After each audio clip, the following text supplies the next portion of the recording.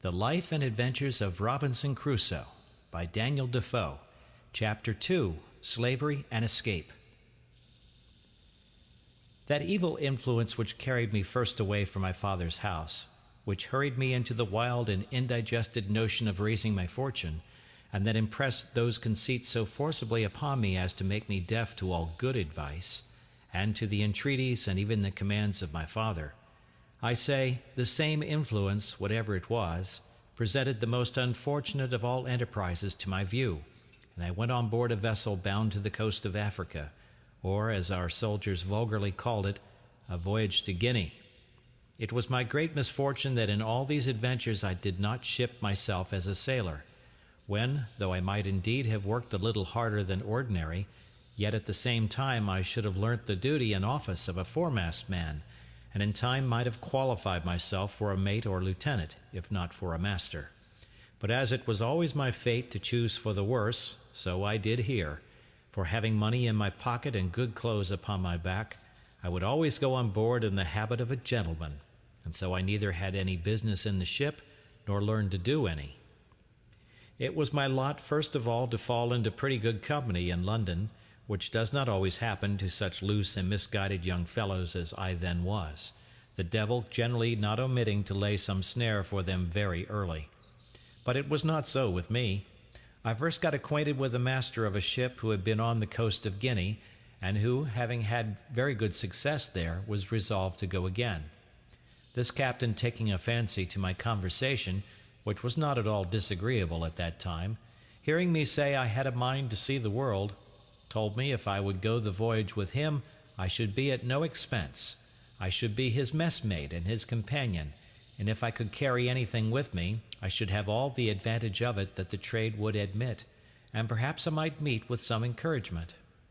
I embraced the offer, and entering into a strict friendship with this captain, who was an honest, plain-dealing man, I went the voyage with him, and carried a small adventure with me, which, by the disinterested honesty of my friend the captain, I increased very considerably, for I carried about 40 pounds in such toys and trifles as the captain directed me to buy. These 40 pounds I had mustered together by the assistance of some of my relations whom I corresponded with, and who, I believe, got my father, or at least my mother, to contribute so much as that to my first adventure. This was the only voyage which I may say was successful in all my adventures, which I owe to the integrity and honesty of my friend the captain, under whom also I got a competent knowledge of the mathematics and the rules of navigation, learned how to keep an account of the ship's course, take an observation, and, in short, to understand some things that were needful to be understood by a sailor. For as he took delight to instruct me, I took delight to learn. And, in a word, this voyage made me both a sailor and a merchant, for I brought home 5 pounds 9 ounces of gold dust for my adventure, which yielded me in London, at my return, almost 300 pounds, and this filled me with those aspiring thoughts which have since so completed my ruin. Yet even in this voyage I had my misfortunes too, particularly that I was continually sick, being thrown into a violent calenture by the excessive heat of the climate, our principal trading being upon the coast, from latitude of 15 degrees north even to the line itself.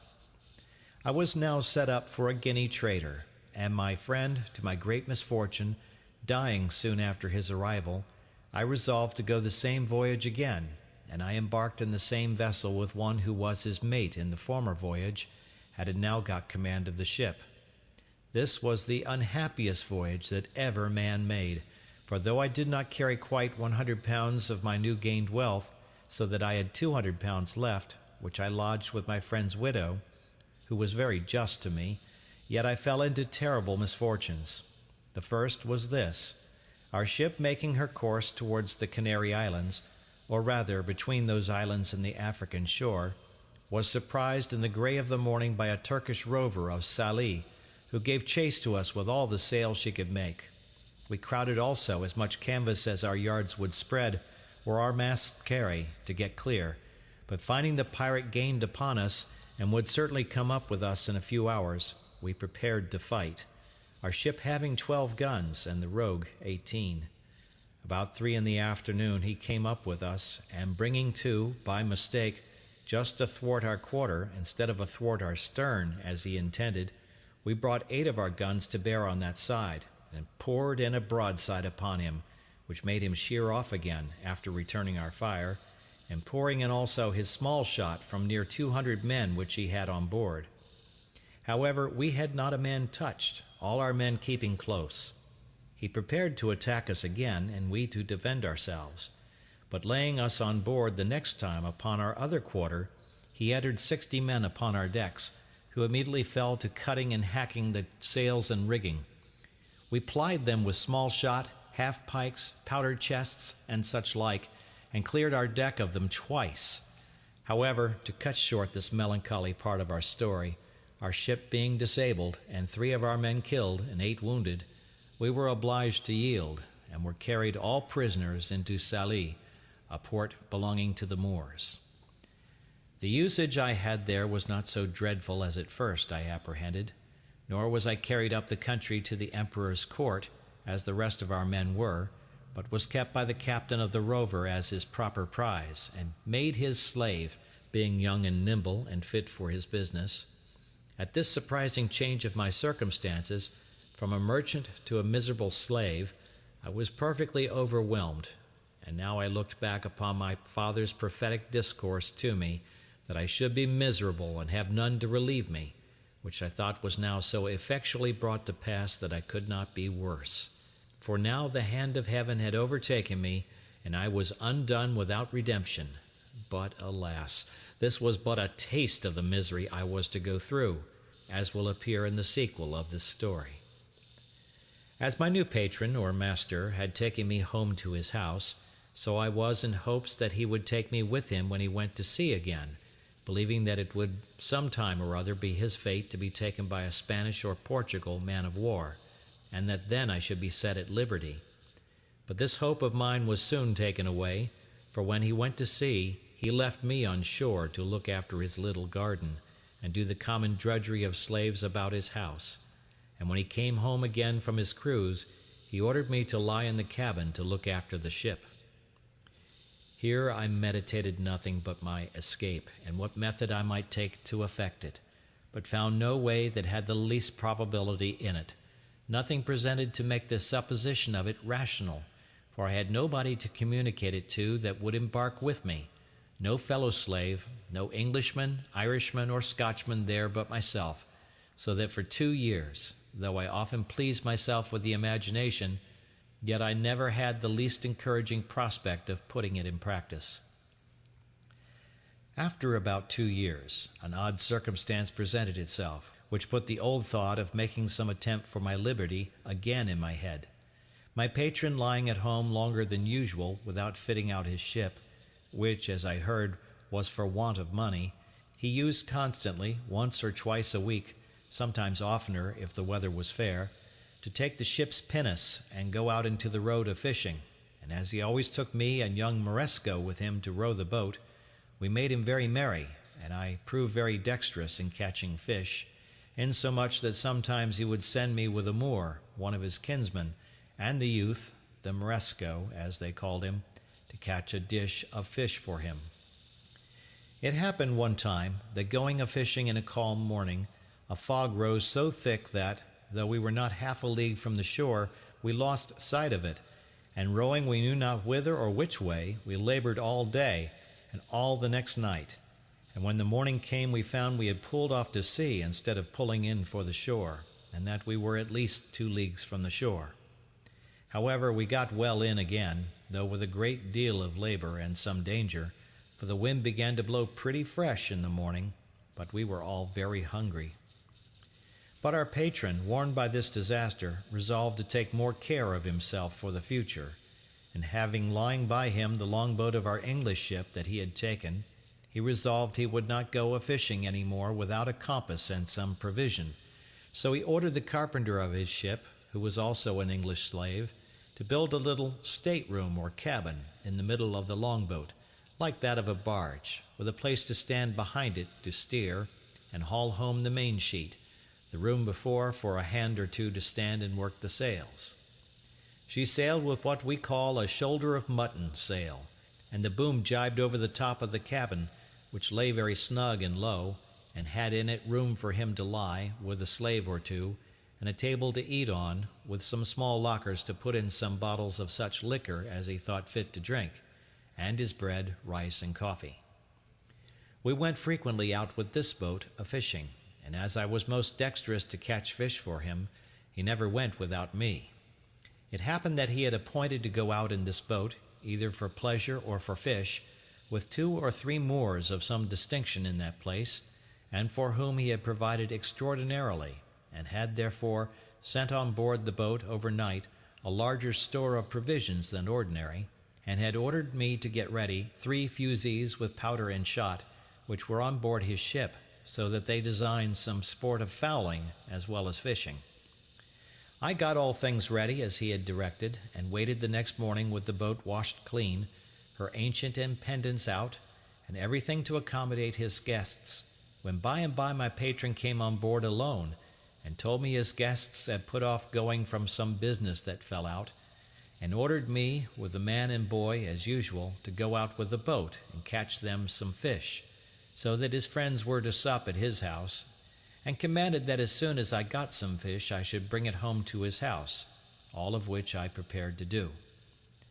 This moment my former notions of deliverance darted into my thoughts, for now I found I was likely to have a little ship at my command, and my master being gone, I prepared to furnish myself, not for fishing business, but for a voyage, though I knew not, neither did I so much as consider, whither I should steer.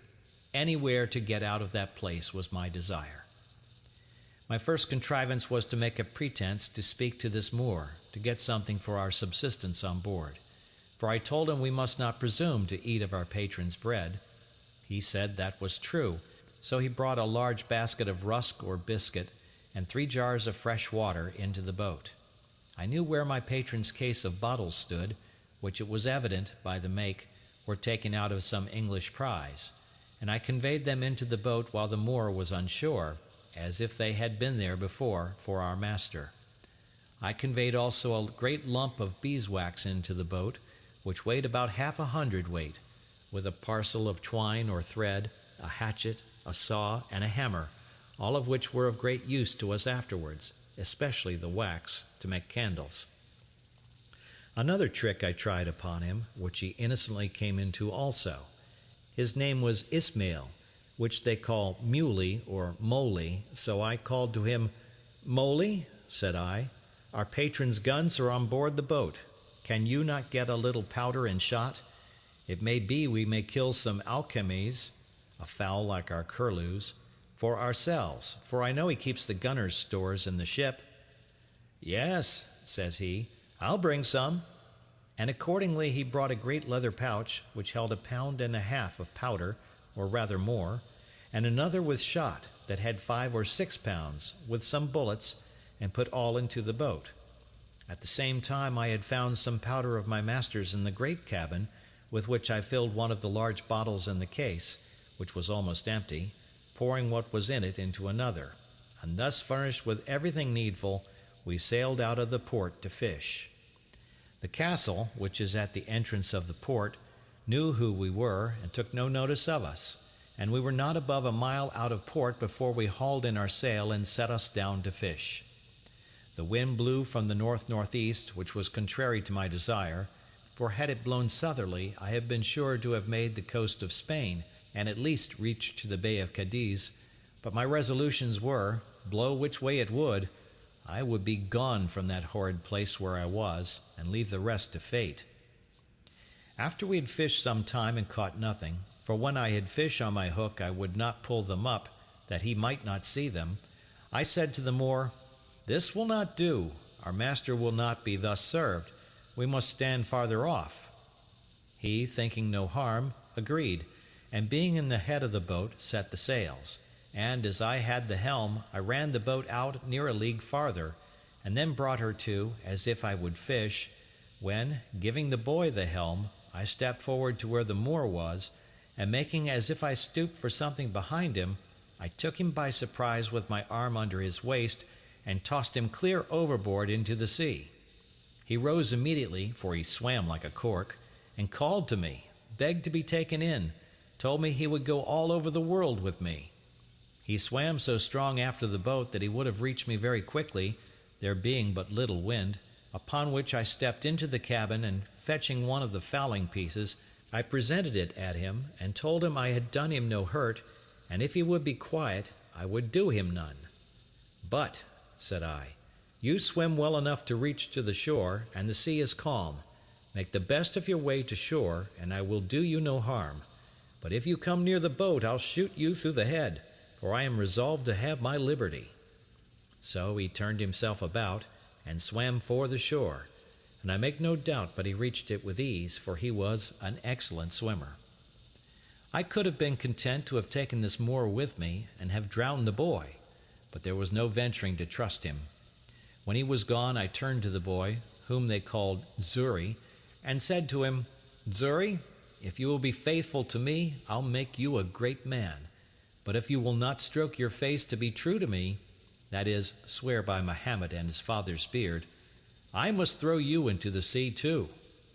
The boy smiled in my face, and spoke so innocently that I could not distrust him, and swore to be faithful to me, and go all over the world with me. While I was in view of the Moor that was swimming, I stood out directly to sea with a boat, rather stretching to windward, that they might think me gone toward the strait's mouth, as indeed any one that had been in their wits must have been supposed to do.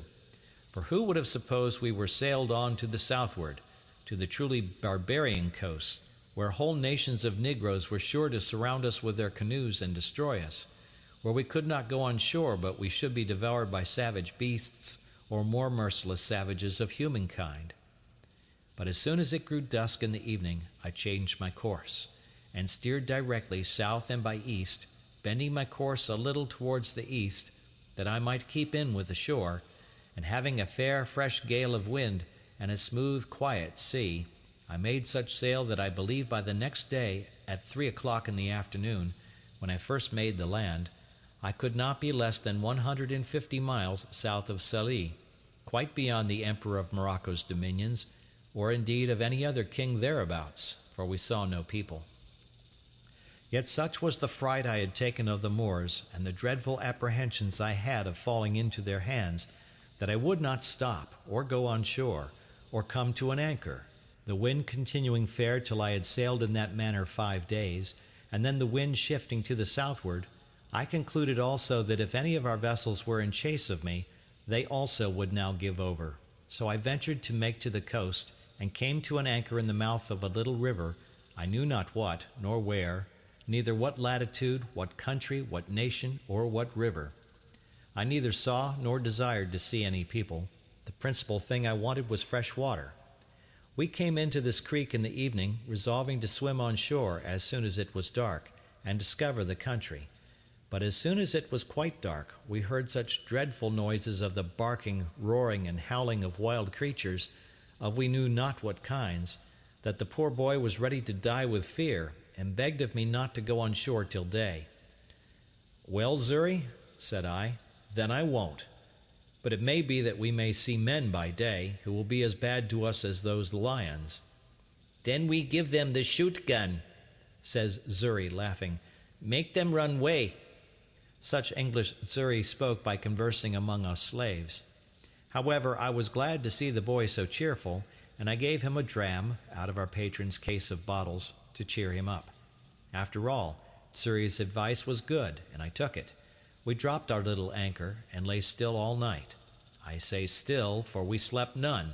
for in 2 or 3 hours we saw vast great creatures, we knew not what to call them, of many sorts, come down to the seashore and run into the water, wallowing and washing themselves for the pleasure of cooling themselves, and they made such hideous howlings and yellings that I never indeed heard the like. Xury was dreadfully frighted, and indeed so was I too, but we were both more frighted when we heard one of these mighty creatures come swimming towards our boat. We could not see him, but we might hear him by his blowing to be a monstrous, huge, and furious beast. Xury said it was a lion, and it might be so for aught I know, but poor Xury cried to me to weigh the anchor and row away. No, says I, Xury, we can slip our cable with the buoy to it and go off to sea. They cannot follow us far." I had no sooner said so, but I perceived the creature, whatever it was, within 2 oars' length, which somewhat surprised me. However, I immediately stepped to the cabin door, and taking up my gun, fired at him, upon which he immediately turned about and swam towards the shore again. But it is impossible to describe the horrid noises and hideous cries and howlings that were raised, as well upon the edge of the shore as higher within the country, upon the noise or report of the gun, a thing I have some reason to believe those creatures had never heard before. This convinced me that there was no going on shore for us in the night on that coast, and how to venture on shore in the day was another question too. For to have fallen into the hands of any of the savages had been as bad as to have fallen into the hands of the lions and tigers. At least we were equally apprehensive of the danger of it. Be that as it would, we were obliged to go on shore somewhere or other for water, for we had not a pint left in the boat. When and where to get to it was the point. Xury said if I would let him go on shore with one of the jars, he would find if there was any water, and bring some to me. I asked him why he would go, why I should not go, and he stay in the boat. The boy answered with so much affection as made me love him ever after. Says he, "If wild men come, they eat me, you go way." "Well, Xury," said I, "we will both go, and if the wild mans come, we will kill them. They shall eat neither of us." So I gave Xury a piece of rusk bread to eat, and a dram out of our patron's case of bottles which I mentioned before, and we hauled the boat in as near the shore as we thought was proper, and so waded on shore, carrying nothing but our arms and 2 jars for water. I did not care to go out of sight of the boat, fearing the coming of canoes with savages down the river, but the boy, seeing a low place about a mile up the country, rambled to it, and by I saw him come running towards me. I thought he was pursued by some savage, or frighted with some wild beast, and I ran forward towards him to help him, but when I came nearer to him I saw something hanging over his shoulders, which was a creature that he had shot, like a hare, but different in color, and longer legs. However, we were very glad of it, and it was very good meat. But the great joy that poor Xury came with was to tell me he had found good water and seen no wild mans. But we found afterwards that we need not take such pains for water, for a little higher up the creek where we were we found the water fresh when the tide was out,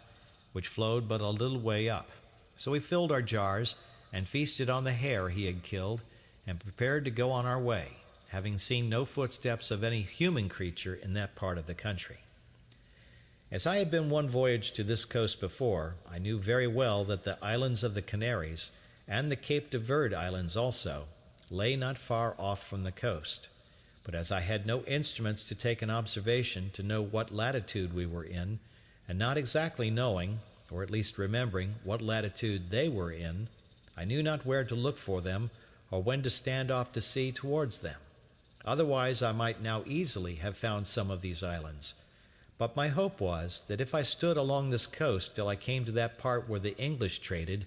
I should find some of their vessels upon their usual design of trade that would relieve and take us in.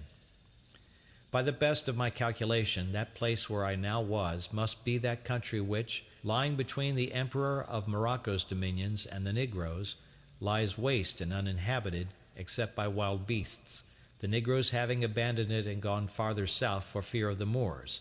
and the Moors not thinking it worth inhabiting by reason of its barrenness, and indeed both forsaking it because of the prodigious number of tigers, lions, leopards, and other furious creatures which harbor there, so that the Moors use it for their hunting only, where they go like an army, 2,000 or 3,000 men at a time. And indeed for near 100 miles together upon this coast we saw nothing but a waste, uninhabited country by day, and heard nothing but howlings and roaring of wild beasts by night. Once or twice in the daytime I thought I saw the Pico of Tenerife, being the high top of the mountain Tenerife in the Canaries, and had a great mind to venture out in hopes of reaching thither. But having tried twice, I was forced in again by contrary winds, the sea also going too high for my little vessel. So I resolved to pursue my first design and keep along the shore. Several times I was obliged to land for fresh water after we had left this place, and once in particular, being early in morning, we came to an anchor under a little point of land which was pretty high, and the tide beginning to flow, we lay still to go farther in. Tsuri, whose eyes were more about him than it seems mine were, calls softly to me, and tells me that we had best go farther off the shore. For, says he, look, yonder lies a dreadful monster on the side of that hillock fast asleep.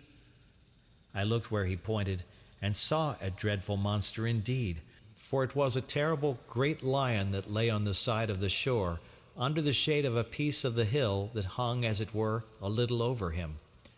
Tsuri, says I, you shall on shore and kill him.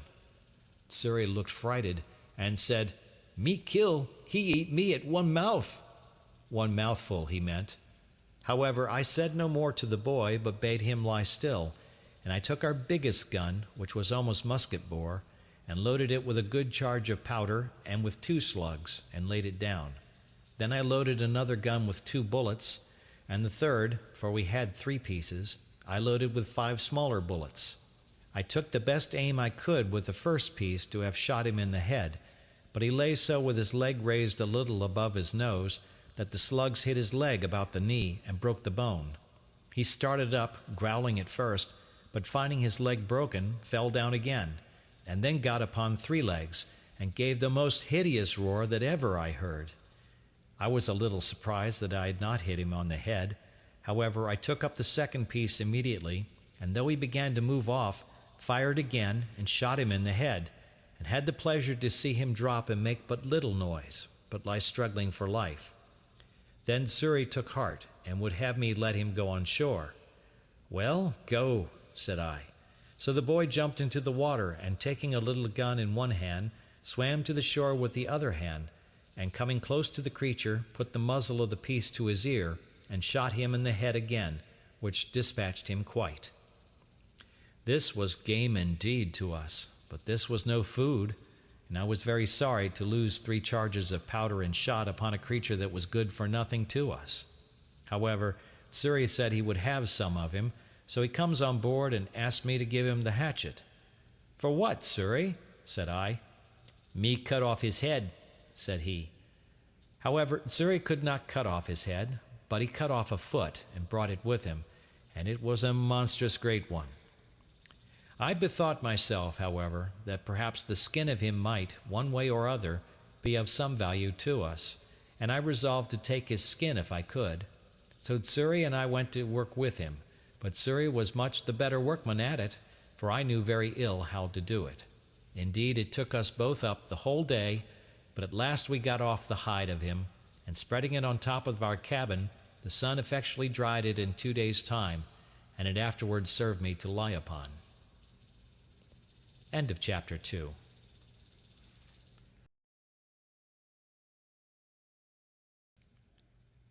The Life and Adventures of Robinson Crusoe by Daniel Defoe, Chapter 3, Wrecked on a Desert Island. After this stop we made on to the southward continually for 10 or 12 days, living very sparingly on our provisions, which began to abate very much, and going no oftener to the shore than we were obliged to for fresh water. My design in this was to make the river Gambia or Senegal, that is to say, anywhere about the Cape de Verde, where I was in hopes to meet with some European ship, and if I did not, I knew not what course I had to take, but to seek for the islands or perish there among the negroes. I knew that all the ships from Europe, which sailed either to the coast of Guinea or to Brazil, or to the East Indies, made this cape, or those islands, and in a word, I put the whole of my fortune upon this single point, either that I must meet with some ship, or must perish. When I had pursued this resolution about 10 days longer, as I have said, I began to see that the land was inhabited, and in 2 or 3 places, as we sailed by, we saw people stand upon the shore to look at us. We could also perceive they were quite black and naked. I was once inclined to have gone on shore to them, but Tsuri was my better counselor, and said to me, "No go, no go." However, I hauled in nearer the shore that I might talk to them, and I found they ran along the shore by me a good way. I observed they had no weapons in their hand, except one who had a long slender stick, which Xury said was a lance, and that they could throw them a great way with good aim. So I kept at a distance, but talked with them by signs as well as I could, and particularly made signs for something to eat. They beckoned to me to stop my boat, and they would fetch me some meat. Upon this I lowered the top of my sail and lay by, and 2 of them ran up into the country, and in less than half an hour came back, and brought with them 2 pieces of dried flesh and some corn, such as is the produce of their country, but we neither knew what the one or the other was. However, we were willing to accept it, but how to come at it was our next dispute. For I would not venture on shore to them, and they were as much afraid of us. But they took a safe way for us all, for they brought it to the shore and laid it down, and went and stood a great way off till we fetched it on board, and then came close to us again. We made signs of thanks to them, for we had nothing to make them amends, but an opportunity offered that very instant to oblige them wonderfully. For while we were lying by the shore came 2 mighty creatures, one pursuing the other, as we took it, with great fury from the mountains towards the sea. Whether it was the male pursuing the female, or whether they were in sport or in rage, we could not tell, any more than we could tell whether it was usual or strange. But I believe it was the latter, because, in the first place, those ravenous creatures seldom appear but in the night, and in the second place, we found the people terribly frighted, especially the women. The man that had the lance or dart did not fly from them, but the rest did. However, as the 2 creatures ran directly into the water, they did not offer to fall upon any of the negroes, but plunged themselves into the sea, and swam about as if they had come for their diversion. At last one of them began to come nearer our boat than at first I expected, but I lay ready for him, for I had loaded my gun with all possible expedition, and bade Xury load both the others. As soon as he came fairly within my reach, I fired, and shot him directly in the head. Immediately he sank down into the water, but rose instantly, and plunged up and down as if he were struggling for life, and so indeed he was. He immediately made to the shore, but between the wound, which was his mortal hurt, and the strangling of the water, he died just before he reached the shore. It is impossible to express the astonishment of these poor creatures at the noise and fire of my gun. Some of them were even ready to die for fear, and fell down as dead with a very terror. But when they saw the creature dead, and sunk in the water, and that I made signs to them to come to the shore, they took heart and came, and began to search for the creature. I found him by his blood staining the water, and by the help of a rope which I slung round him, and gave the negroes to haul, they dragged him on shore, and found that it was a most curious leopard, spotted, and fine to an admirable degree, and the negroes held up their hands with admiration to think what it was I had killed him with. The other creature, frighted with the flash of fire and the noise of the gun, swam on shore, and ran up directly to the mountains from whence they came, nor could I at that distance know what it was. I found quickly the negroes wished to eat the flesh of this creature, so I was willing to have them take it as a favor from me, which, when I made signs to them that they might take him, they were very thankful for. Immediately they fell to work with him, and though they had no knife, yet with a sharpened piece of wood they took off his skin as readily, and much more readily, than we could have done with a knife. They offered me some of the flesh, which I declined, pointing out that I would give it them, but made signs for the skin, which they gave me very freely, and brought me a great deal more of their provisions, which, though I did not understand, yet I accepted. I then made signs to them for some water, and held out one of my jars to them, turning it bottom upward, to show that it was empty, and that I wanted to have it filled. They called immediately to some of their friends, and there came 2 women, and brought a great vessel made of earth, and burnt, as I supposed, in the sun. This they set down to me as before, and I sent Xury on shore with my jars, and filled them all 3. The women were as naked as the men. I was now furnished with roots and corn, such as it was, and water, and leaving my friendly negroes, I made forward for about 11 days more, without offering to go near the shore, till I saw the land run out a great length into the sea, at about the distance of 4 or 5 leagues before me, And the sea being very calm, I kept a large offing to make this point. At length, doubling the point, at about 2 leagues from the land, I saw plainly land on the other side to seaward. Then I concluded, as it was most certain indeed, that this was the Cape de Verde, and those the islands called from thence Cape de Verde Islands. However, they were at a great distance, and I could not well tell what I had best to do, for if I should be taken with a fresh of wind, I might neither reach one or other. In this dilemma, as I was very pensive, I stepped into the cabin and sat down, Xury having the helm, when, on a sudden, the boy cried out, "Master, master, a ship with a sail!"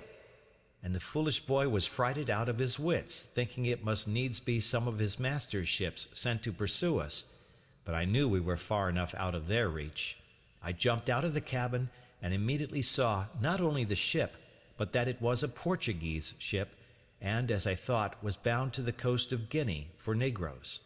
But when I observed the course she steered, I was soon convinced they were bound some other way, and did not design to come any nearer to the shore, upon which I stretched out to sea as much as I could, resolving to speak with them, if possible. With all the sail I could make, I found I should not be able to come in their way, but that they would be gone by before I could make any signal to them. But after I had crowded to the utmost, and began to despair, they, it seems, saw by the help of their glasses that it was some European boat, which they supposed must belong to some ship that was lost, so they shortened sail to let me come up. I was encouraged with this, and as I had my patron's ancient on board, I made a waft of it to them, for a signal of distress, and fired a gun, both which they saw, for they told me they saw the smoke, though they did not hear the gun. Upon these signals they very kindly brought to and lay by for me, and in about 3 hours' time I came up with them. They asked me what I was, in Portuguese, and in Spanish, and in French, but I understood none of them. But at last a Scotch sailor, who was on board, called to me, and I answered him, and told him I was an Englishman, that I had made my escape out of slavery from the Moors at Sallee. They then bade me come on board, and very kindly took me in, and all my goods. It was an inexpressible joy to me, which any one will believe, that I was thus delivered, as I esteemed it, from such a miserable and almost hopeless condition as I was in, and I immediately offered all I had to the captain of the ship as a return for my deliverance. But he generously told me he would take nothing from me, but that all I had should be delivered safe to me when I came to the Brazils. "For," says he, "I have saved your life on no other terms than I would be glad to be saved myself, and it may, one time or other, be my lot to be taken up in the same condition. Besides," said he, "when I carry you to the Brazils, so great a way from your own country, if I should take from you what you have, you will be starved there, and then I only take away that life I have given. No, no," says he, "Signor Inglés," Mr. Englishman, "I will carry you thither in charity, and those things will help to buy your subsistence there, and your passage home again." As he was charitable in this proposal, so he was just in the performance to a tittle, for he ordered the seamen that none should touch anything that I had. Then he took everything into his own possession, and gave me back an exact inventory of them, that I might have them, even to my 3 earthen jars. As to my boat, it was a very good one, and that he saw, and told me he would buy it of me for his ship's use, and asked me what I would have for it.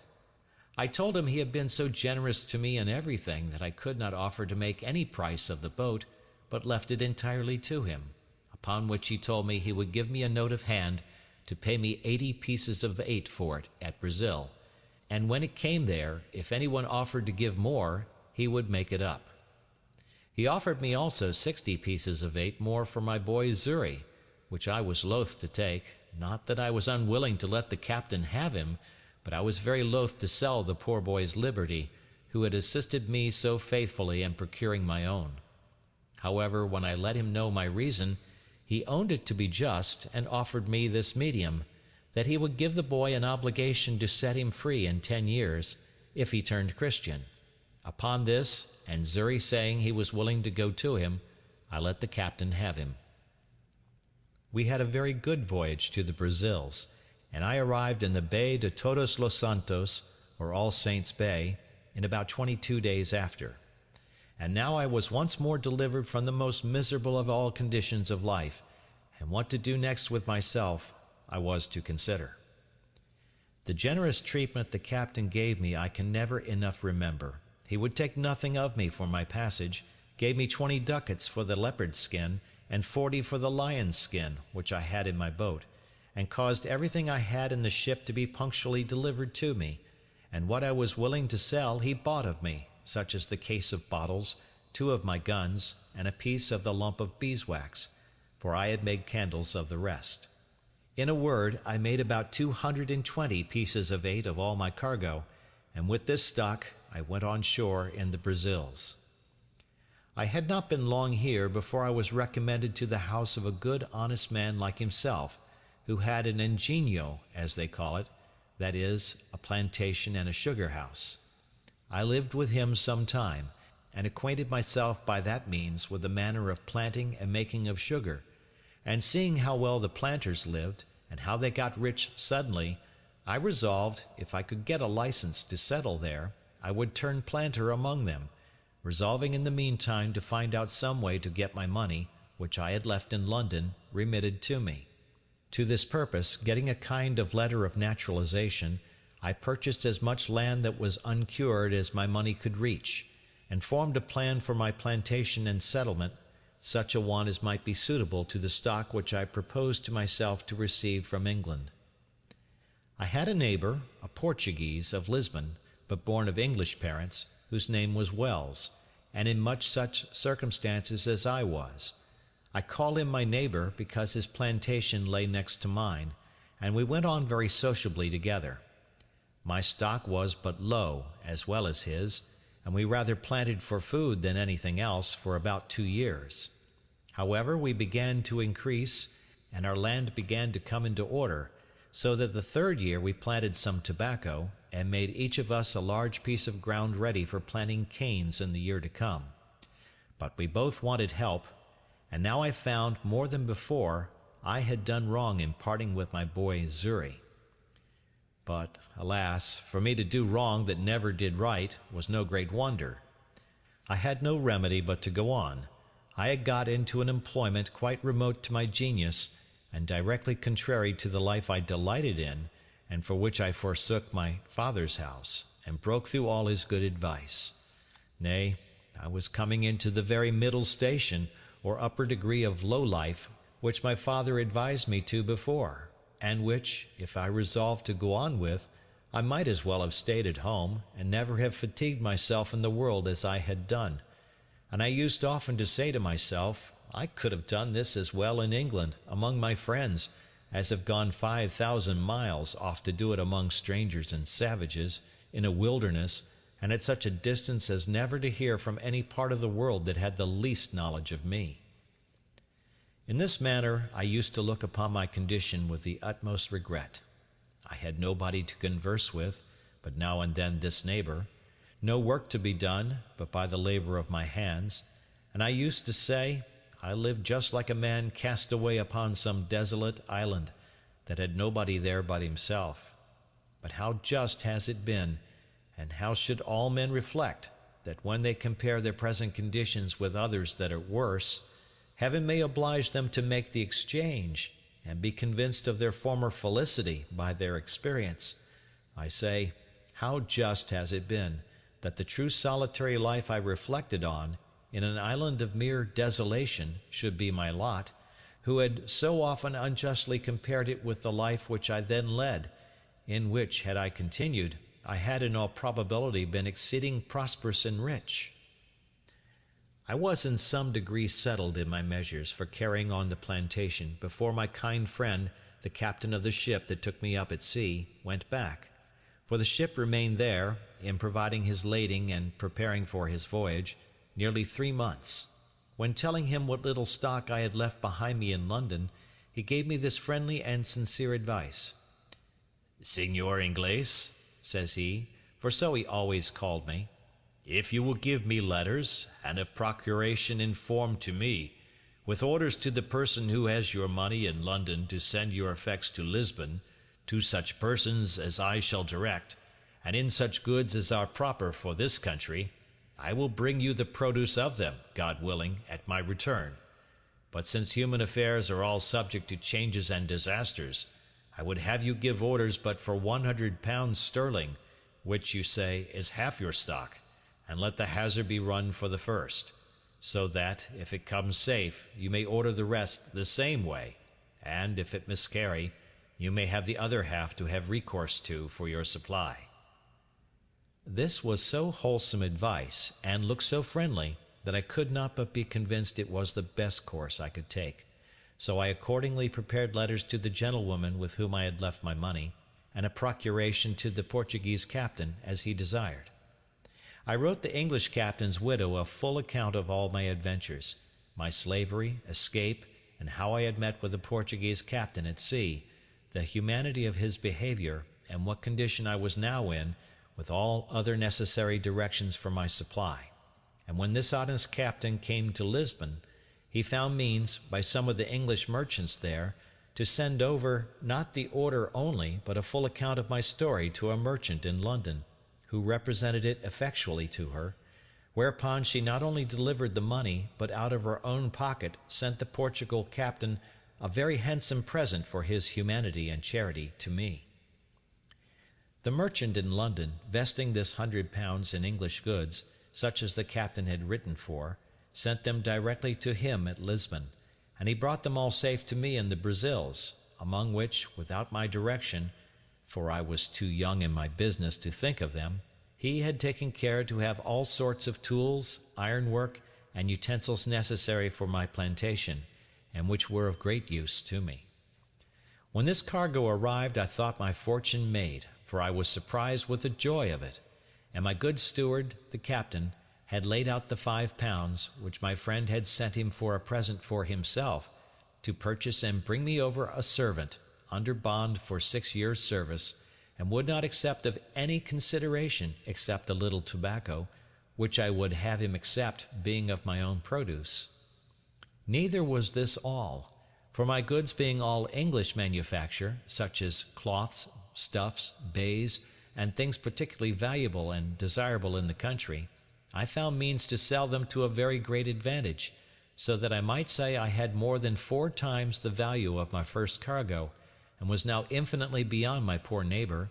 I mean in the advancement of my plantation, for the first thing I did, I bought me a negro slave, and a European servant also, I mean another besides that which the captain brought me from Lisbon. But as abused prosperity is oftentimes made the very means of our greatest adversity, so it was with me. I went on the next year with great success in my plantation. I raised 50 great rolls of tobacco on my own ground, more than I had disposed of for necessaries among my neighbors, and these 50 rolls, being each of above 100 weight, were well cured and laid by against the return of the fleet from Lisbon. And now, increasing in business and wealth, my head began to be full of projects and undertakings beyond my reach, such as are, indeed, often the ruin of the best heads in business. Had I continued in the station I was now in, I had room for all the happy things to have yet befallen me, for which my father so earnestly recommended a quiet, retired life, and of which he had so sensibly described the middle station of life to be full of. But other things attended me, and I was still to be the wilful agent of all my own miseries, and particularly to increase my fault and double the reflections upon myself, which in my future sorrows I should have leisure to make. All these miscarriages were procured by my apparent obstinate adhering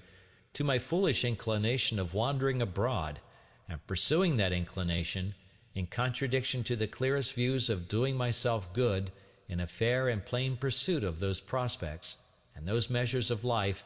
which nature and providence concurred to present me with, and to make my duty. As I had once done thus in my breaking away from my parents, so I could not be content now, but I must go and leave the happy view I had of being a rich and thriving man in my new plantation, only to pursue a rash and immoderate desire of rising faster than the nature of the thing admitted. and thus I cast myself down again into the deepest gulf of human misery that ever man fell into, or perhaps could be consistent with life and a state of health in the world. End of Part 1 of Chapter 3.